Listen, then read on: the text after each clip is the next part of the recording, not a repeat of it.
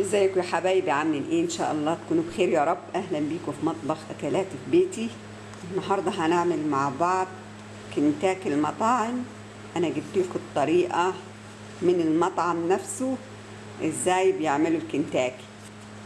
اول حاجه معايا الفرخه، يكون وزنها حوالي كيلو 300 جرام او 400 جرام. نقطعها، والصدور برضو نقطعها، ونفصل الورك، العظمة بتاعت الورك كده نفصلها من الورك، ونحاول نقطع الدبوس في المفصل عشان ما تنزلش دم بالشكل ده. وهنجيب سكينة ونخرمها عشان التتبيلة تشرب من التتبيلة. زي ما انتم شايفين كده انا حطها في محلول ملح مهم جدا، هيساعد الفراخ انها تستوي، وفي نفس الوقت هتطلع الزفارة اللي هي فيها. خليناها في المحلول ده حوالي 3 ساعات كده. المحلول عبارة عن ملح، معلقتين ملح ومعلقتين سكر وشوية خل وعصرة ليمونة، وسبناها في المحلول حوالي 3 ساعات. هنشطفها نطلعها من المحلول، وهنشوف احنا هنعمل ايه بعد كده. بعد ما شطفنا الفراخ زي ما انتم شايفين كده البياض بتاعها، طلعت كل الزفارة اللي فيها. هنشوف الخطوة التانية مع بعض. هنجيب حليب، هناخد فيه عصرة ليمونة، نص ليمونة، عشان يتحول لرايب بعصرة الليمونة. وهنضيف معلقة من الخل كبيرة اهو، شايفين يا جماعة تحول لرايب. هنضيف عليهم حوالي معلقتين كبار من النشا،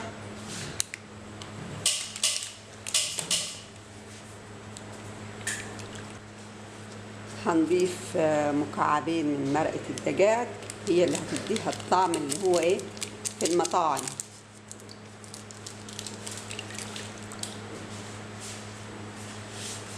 هناخد التوابل، هنشوف التوابل.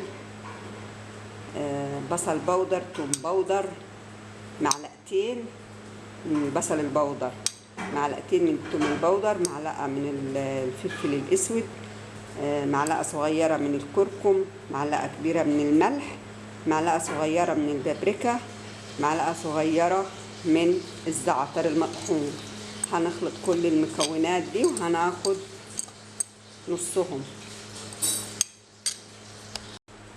بعد ما خلطنا التوابل هناخد اكتر من النص كده، والباقي نشوف هنعمل بيه ايه.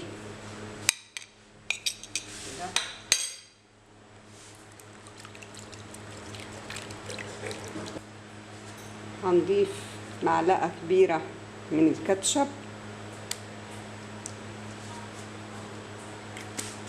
وهنضيف حوالي معلقة من المستردة، هنضيف 3 كوباية من السبرايت،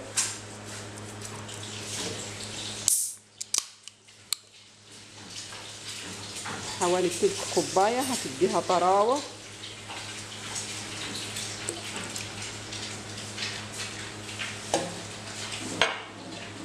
نخلط كل المكونات دي كويس كده.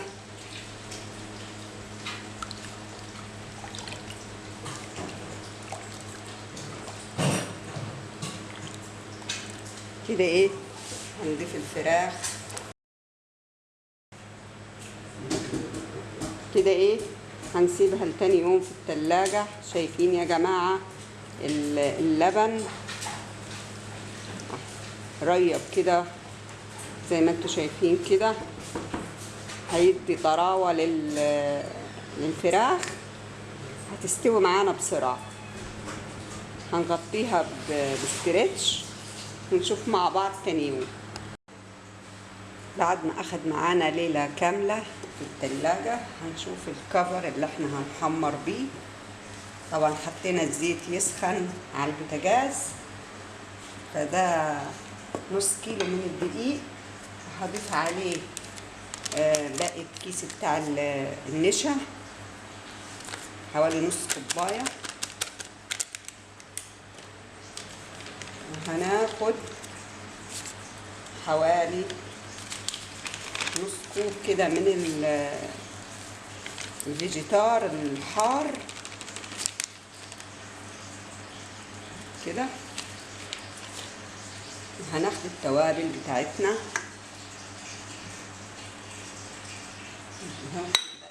دقيناهم نخلطهم كويس كده لحد ما خلطناهم كده كويس زي ما انتم شايفين كده.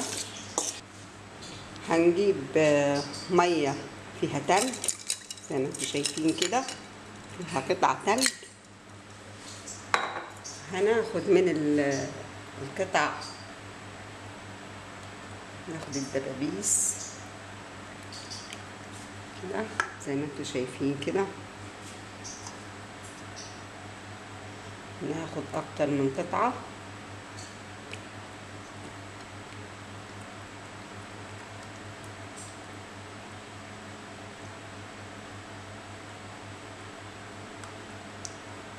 كده، وايه ونحاول نعملهم كده، نقلب فيهم 10 مرات عشان ناخد الشكل اللي هو ايه بنشوفه في المطاعم، الشكل المموج.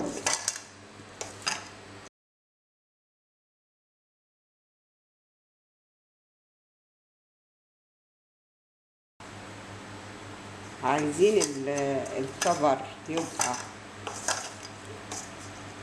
تخين، هما بيحطوه كده ايه في المية المتلجة دي كده 3 ثواني بس. نعد 1 2 3 كده.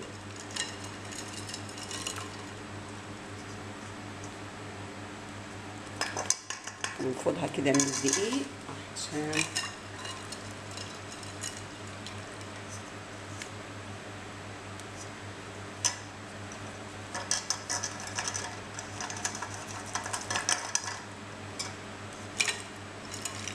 كده. نقلب فيهم، نطول بالنا كده شوية عشان ناخد نتيجة حلوة. نسخن الزيت الأول تسخينة حلوة كده عشان يتشمع معانا كده بنفس الشكل، وبعدين نهدي النار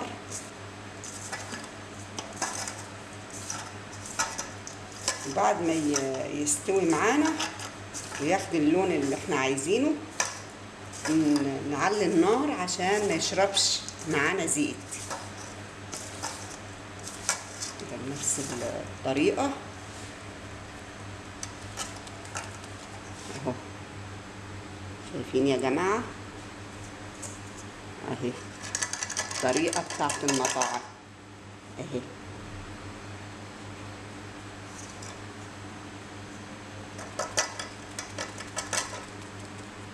كده ايه هنروح على زيت سخن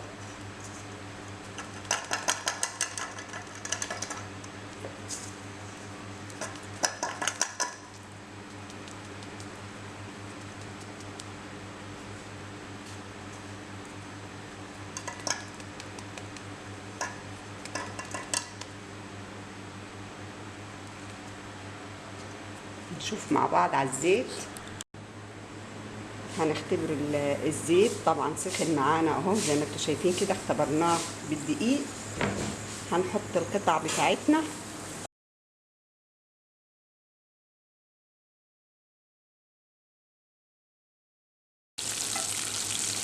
هنحط كل القطع بتاعتنا مع بعضها عشان ما نحطش تاني، نطلعهم مع بعض عشان ما الزيت بتاعنا ما يبردش كده. بعد ما يتشمع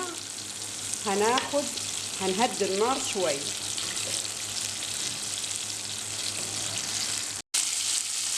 زي ما انتم شايفين كده سوا معانا، هنطلعهم.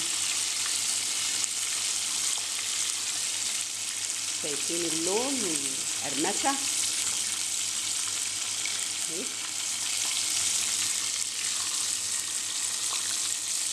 طلعهم في شبكه عشان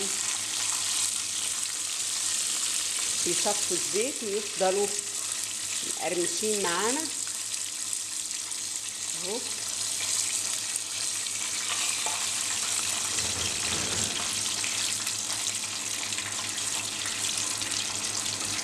زي ما انتم شايفين كده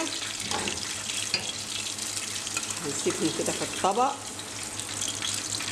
عشان يفضلوا مقرمشين معانا، ونحط باقي الكميه وهنشوف مع بعض.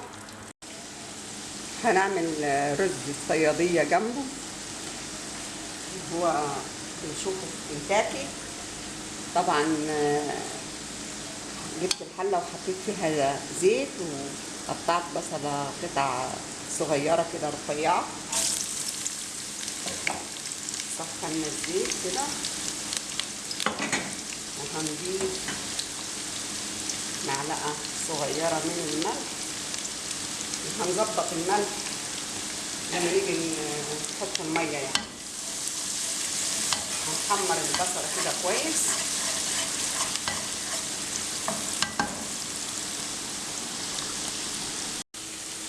بعد ما اخدوا اللون معانا المطلوب ده البني، هنحط عليهم البهارات كاري شويه كده.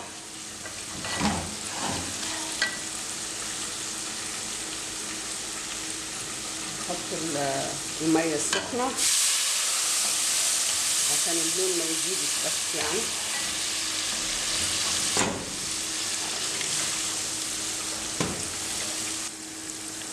كده ايه بعد ما غلت معانا الشوربه هنحط الرز طبعا مغسول ومصفاي.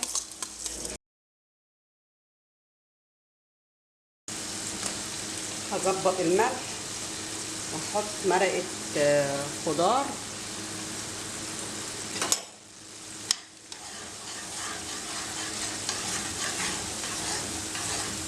هغطيه يتشرب كده ونشوف مع بعض بعد ما يستوي. على نار هاديه نوطي خالص شمعه، لو في شياطه ممكن نحط شياطه. نشوف الرز مع بعض استوى، شايفين كده جميل خالص زي بتاع المطاعم بالظبط. زي ما انتم شايفين كده مفلفل وجميل مش معجن بالواحد.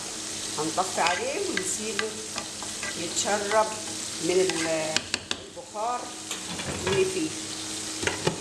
احنا حطيناه على شياطه يا جماعه اهو، وهدينا النار خالص. هنطفي عليه وهنسيبه. زي ما انتم شايفين كده كنتاكي في البيت جميل خالص، احلى من بتاع المطاعم. وريحته يا جماعه كاننا في المطعم، جميل خالص.